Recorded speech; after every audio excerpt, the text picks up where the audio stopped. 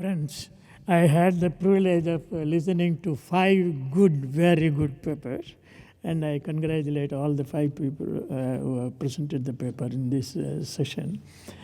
Now, there is one old Sanskrit saying I want to bring to your notice, ascribed to, I think it is called as Puranamityeva na sadhu sarvam. Nachapi kavyam navamityavadyam santa pariksha anyatarasmin bhajante. Just because something is old, it does not mean it is very great. Just because one is new, it does not mean it should be condemned. Great men, learned men, will evaluate which is good and bad and take the good. That is the old saying.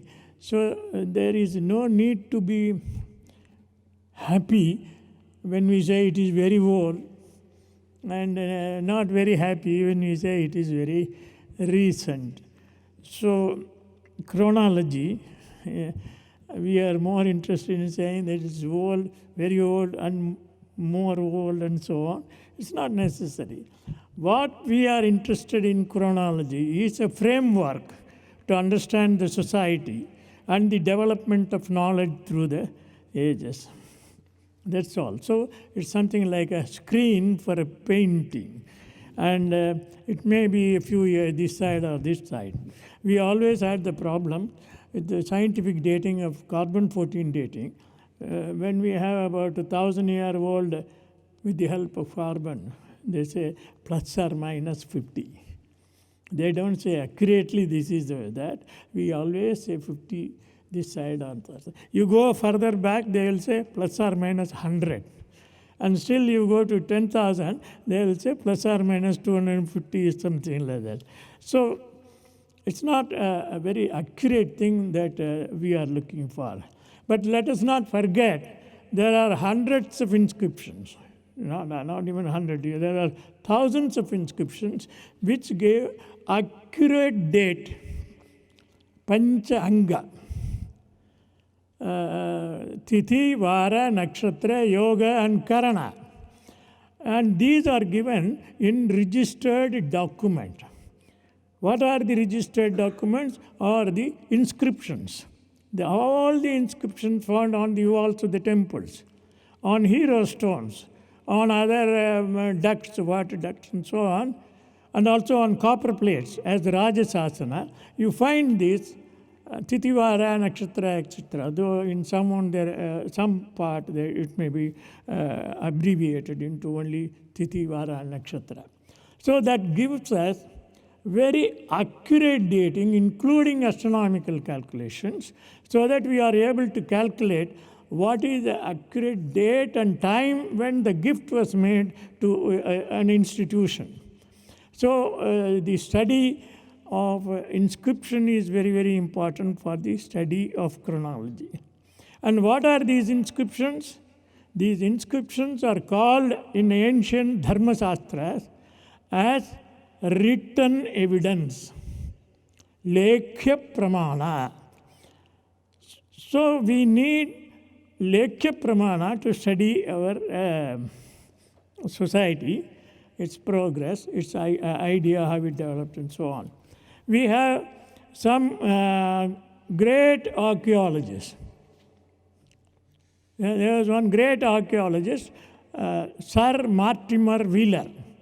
He came and he was in charge of the Archaeological Survey of India, and he excavated some portion at Mohenjo-daro, and he was a dramatic archaeologist.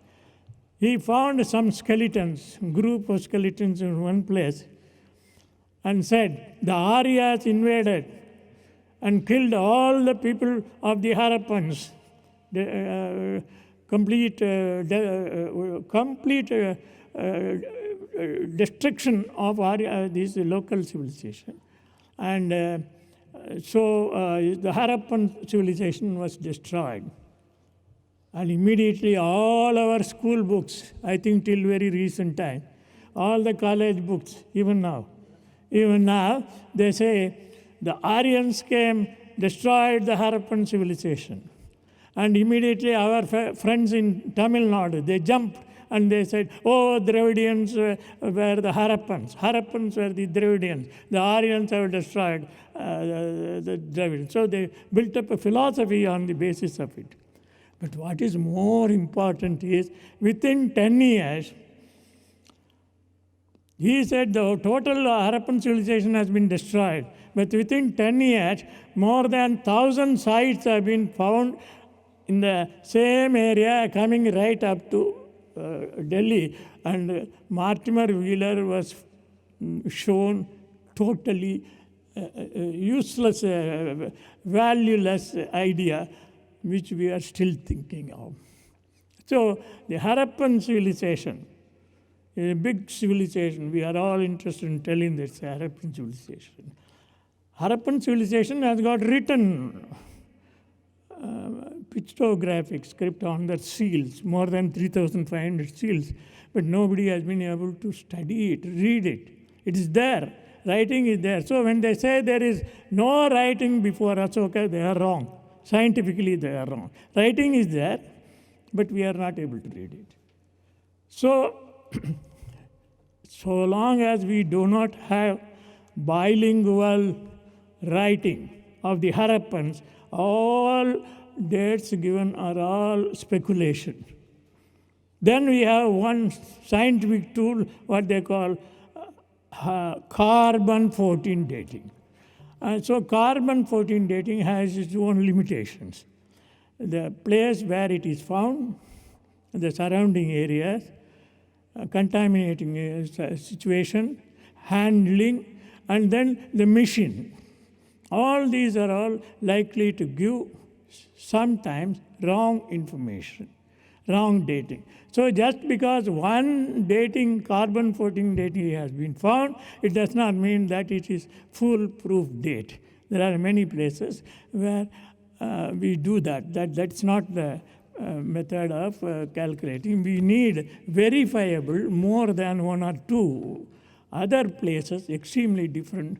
And why I am saying is because in chronological thing we have some recent attempts, old attempts, recent attempts. They have tried to find some graffiti on the excavated potsherds, and they say it is very close to Harappan's graffiti. So that has been found in Tamil Nadu. So they have said that this is Harappan. Even without, in archaeological context, it's not only scratch of one or two, it is the totality.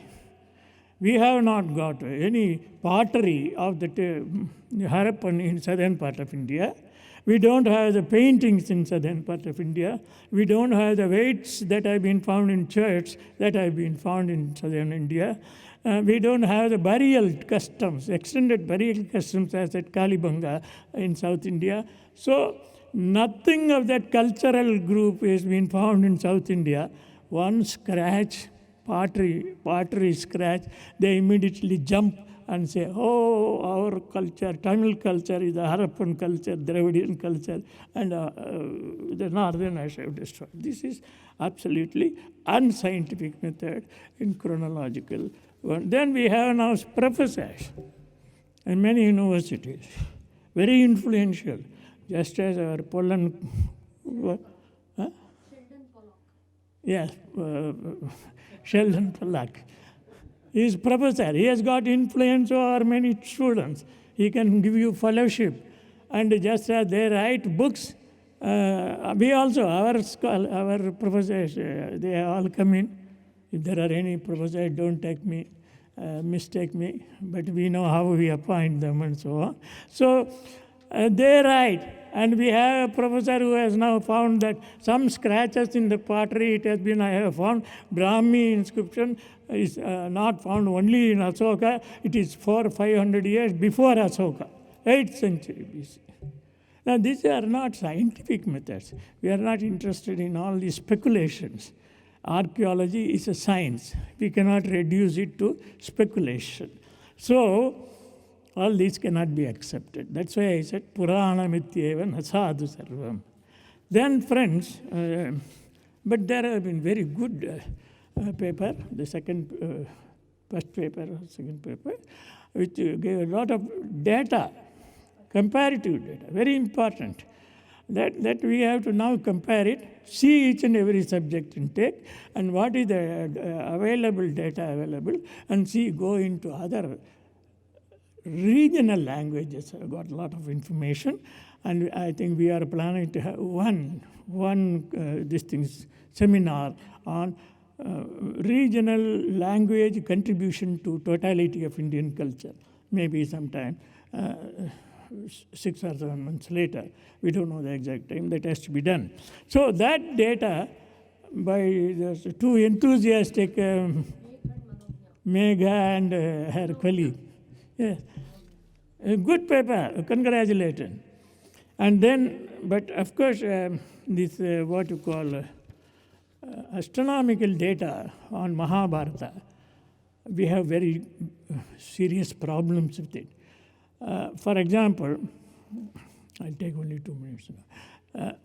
For example, in Tamil literature, ancient Tamil literature, Sangam literature, it refers to the Chera king, the Pandya king, and also remote Chola king, who claim that one of their ancestors, who could be dated with the help of other evidences, they participated in Mahabharata war.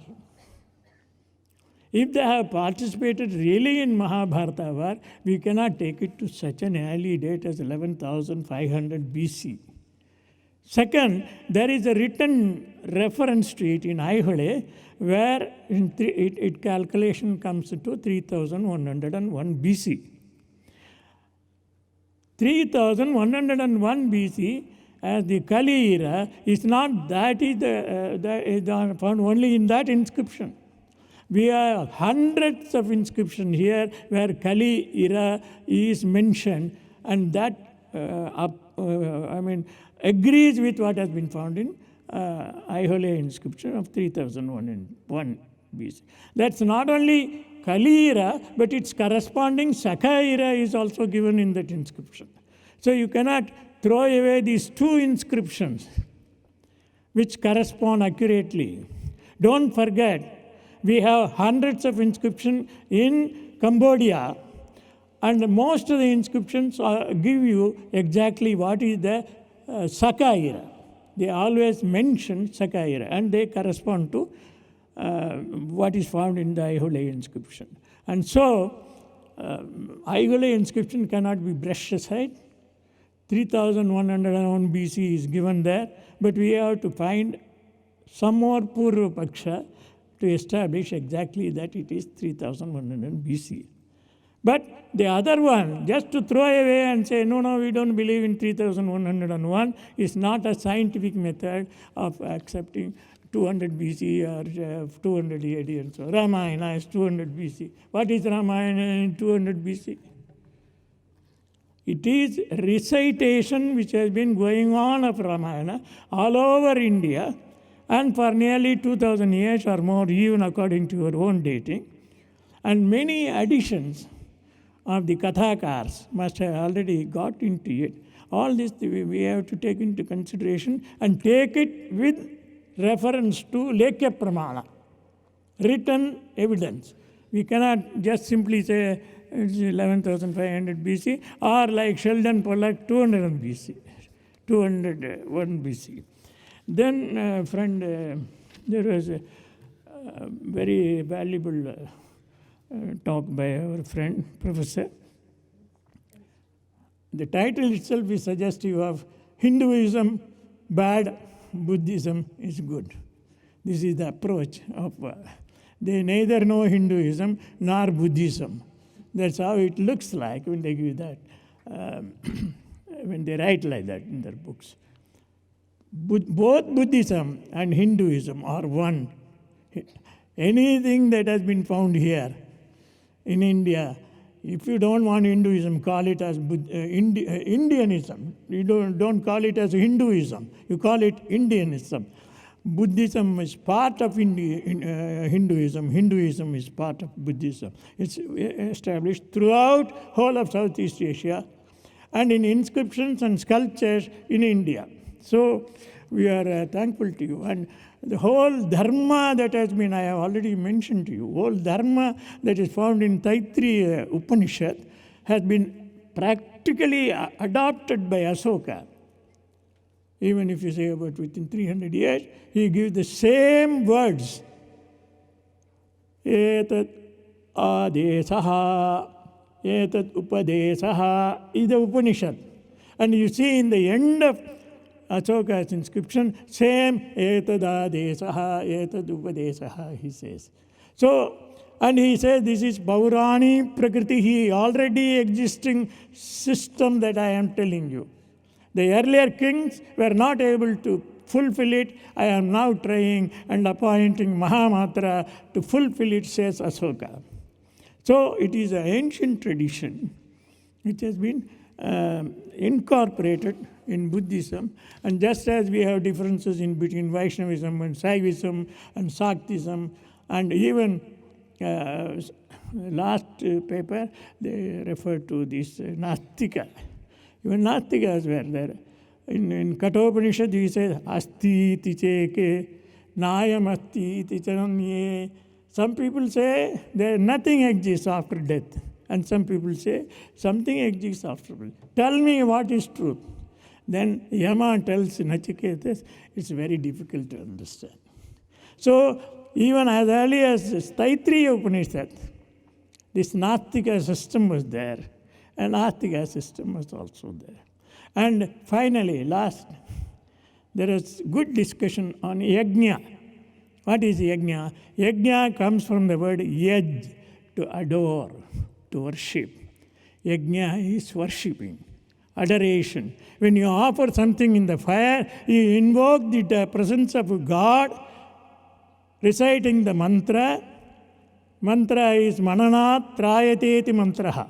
Mind, that which is uttered by mind, that you offer it, giving a poetic imagery, and to that you offer adoration. That is yajna. So friends, it was a very valuable session. I am thankful to the authorities for giving me this opportunity, and for all of you, wish you all the best. Thank you very much. To help me, you can do two things. You can go to the subscribe button on my YouTube and subscribe. We need more subscribers there. Secondly, I get lots of emails on people saying, how do we donate? How can we help you? You go to rajivmalhotra.com or you go to infinityfoundation.com and you can hit the donate button. You can donate in dollars. There are different ways mentioned. If you want to donate in rupees, there is a column called Infinity Foundation India, and you click that and there are instructions on how you can donate in India.